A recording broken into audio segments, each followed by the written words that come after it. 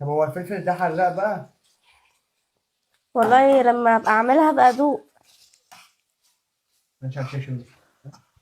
خدي يا وفاء زيت حاجه ساقعه عشان لما الضيوف تيجي.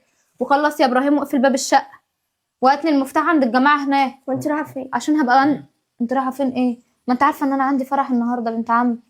امال انا سايبه لكم الشقه سبهلله كده؟ هو احنا نسرقك يعني اهدري يعني ولا انا ما قلتش انتوا هتسرقوني، ده كرامه مني انا سبت لكم مفتاح باب شقتي بس عشان انتوا واقفين بتعملوا اكل في الشقه. اقفل في اقفل. شقه اخونا يعني عادي نخش في الوقت اللي احنا عايزينه. ثواني يا فوال لازم لا يا الكلام حبيبتي ده ما هوش هدري. عادي. لحظه بس كده، لا ما هوش عادي تخش شقه اخوك وقت ما انت عايز. ازاي يعني؟ انا اللي سايباكم بمزاجي.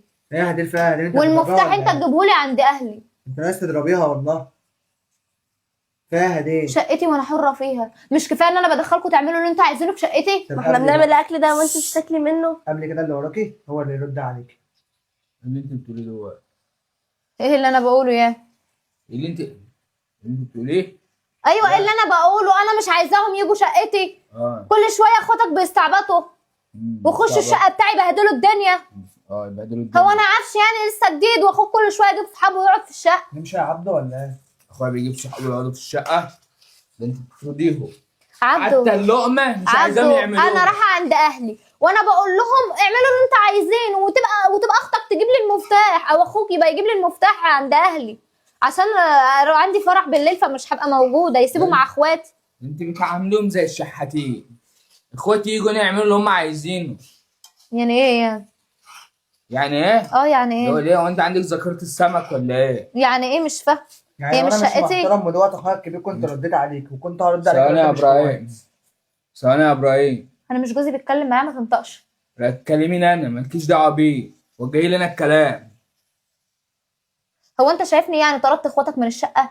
انا بقول لهم اعملوا اللي انتوا عايزينه وبعد ما تخلصوا هاتوا لي المفتاح عشان انا مش هبقى مأمنه ان انا رايحه عند اهلي وابقى سايبه لهم المفتاح عشان انا هبات. ما انا لو جيت من الفرح متاخر انا هبات. مش هنسرقك. مأمنة اخواتي. هنسرقك. ده الكلمه دي ما بس يا بت انت مالك انت بتدخلي مالكيش ايه؟ دعوه، مالكيش دعوه بيهم. كلامك معايا، الكلمه اللي انت قلتيها ديت ان انت مش مأمنه، انا بقى اللي مش مأمنك على البيت هنا ولا مأمن حد من اهلك. يا عم روحها عند امها. بس كده يا ابراهيم، يلا انت البتاع ده. ان انت بتقولوا خلصوا اللي انتوا بتعملوه ونضفوا وراكم، هم ان شاء الله يقلبوها خرابه هنا، انت تيجي تنضفي. تمام تشكر يا ابن الاصول. ماشي؟ ماشي تتعاملي معاهم بالراحه. ماشي بس اتفضل اخواتك عني. فضلهم عنك، هم اللي ليا. انا عندي استعداد اغيرك من بكره. عرفت ليه بقول لك الاخ السند رزق؟ عرفت. يلا شوف انت رايحه فين، اعملوا اللي انتوا عايزينه. ماشي. يلا. مبسوطين كده في ايه؟ شمتانين ايه؟ بس ماشي. والله انت اللي أوي. عملتي يلا. كده في نفسك. خلاص يلا الاكل.